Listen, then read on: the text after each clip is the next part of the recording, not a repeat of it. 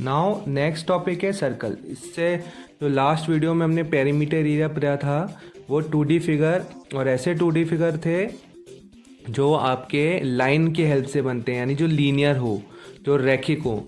ये जो 2D figure है, जो प्लेन फिगर है सर्किल, ये लाइन से नहीं बना है, ये आपके किससे बना है, कर्व्स है ना, ये कर्विकल है, ये कर्व्स या आर्क को ज्वाइन करके बना है। अब ये आर्क बनते कैसे हैं, क्योंकि ये जो सर्किल होता है वो एक पाथ है, वो एक पथ है जो पॉइंट्स को ज्वाइन कर करके बना है। और ये जो पॉइंट्स है ना, एक कॉमन पॉइंट है, एक फिक्स पॉइंट है जिसके अराउंड ये है ना इक्वल डिस्टेंस पे हैं। सारे पॉइंट्स जो है इक्वल डिस्टेंस पे है, वो है एक फिक्स पॉइंट जिससे ये इक्वल डिस्टेंस पे, उस फिक्स पॉइंट को बोलते हैं सर्कल का सेंटर। ठीक है, इसके अराउंड में ये पॉइंट जमे हुए हैं बराबर बराबर दूरी पे, तो और एक पाथ बन गया, एक बाउंड्री बन गई जिसे हम कहते हैं सर्किल, है ना। और ये जो बाउंड्री बन रही है इसको बोलते हैं सर्क्यूम्फेरेंस ऑफ द सर्किल, यानी इसका पेरीमीटर। सर्क्यूम्फेरेंस कह दो। हमने जो पेरीमीटर पढ़ा है ना लीनियर फिगर में, वो इस सर्कुलर फिगर के अंदर पेरीमीटर कहलाता है, परिमाप कहलाता है।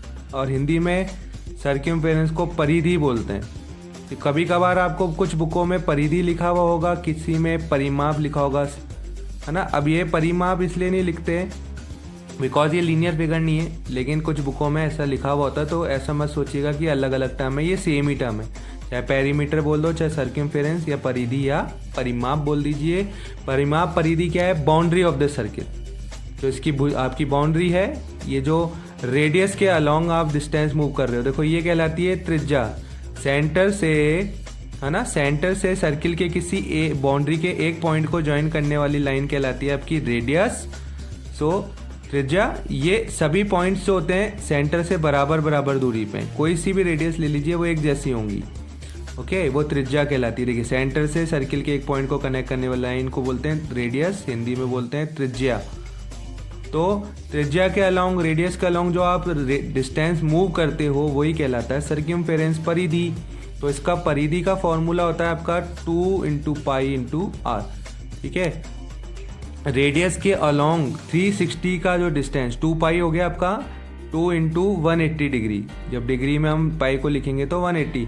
तो रेडियस के अलोंग जो आप 360 का डिस्टेंस मूव कर रहे हो, डेट इज कॉल्ड सर्कमफेरेंस, परिधि। तो परिधि का फॉर्मूला ही हो गया। और हमको पता है परिधि की यूनिट क्या होती है, इकाई क्या होती है, 1 पावर की। तो जो भी आपकी रेडियस की यूनिट दी है, मीटर तो मीटर, सेंटीमीटर तो सेंटीमीटर। ओके, अब बात करें डायामीटर की। डायामीटर क्या होता है, रेडियस का डबल। ठीक है, डायामीटर होता है रेडियस का डबल। और अगर आपको रेडियस निकालनी है, डायामीटर गिवन हो, तो डायामीटर का आधा कर दीजिएगा, आपके पास रेडियस त्रिज्या आ जाएगी। डायामीटर को हिंदी में बोलते हैं व्यास। व्यास क्या है, अब रेडियस का डबल है, तो ये देखो ये ए बी जो आपको दे रखा है ना, ए बी यहाँ पे क्या है, आपका डायामीटर है। सेंटर से पास होने वाली वो लाइन सेगमेंट, वो रेखाखंड जो सर्किल की बाउंड्री के 2 पॉइंट्स को कनेक्ट करे।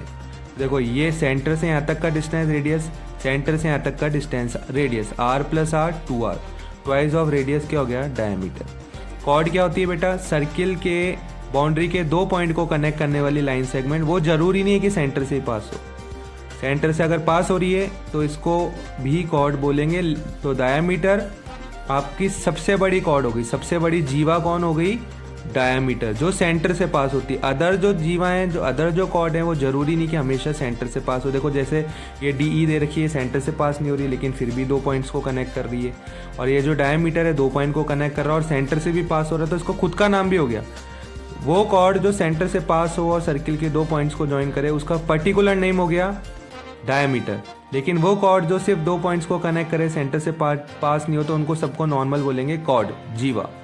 ओके, तो ये बेसिक हो गया सर्किल के बारे में। सर्कमफेरेंस आपको बता दिया। अब एरिया की बात करें। एरिया क्या है, ये रीजन जो बाउंड्री के अंदर होता है, डेट इज कॉल्ड एरिया, है ना। तो एरिया का जो फॉर्मूला होता है सर्किल के, वो होता है πr²।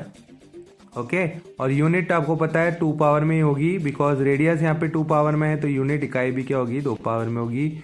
ये सर्किल के क्षेत्रफल का फॉर्मूला हो गया, एरिया का फॉर्मूला हो गया। ठीक है, ये सर्किल की ही बात हो रही है।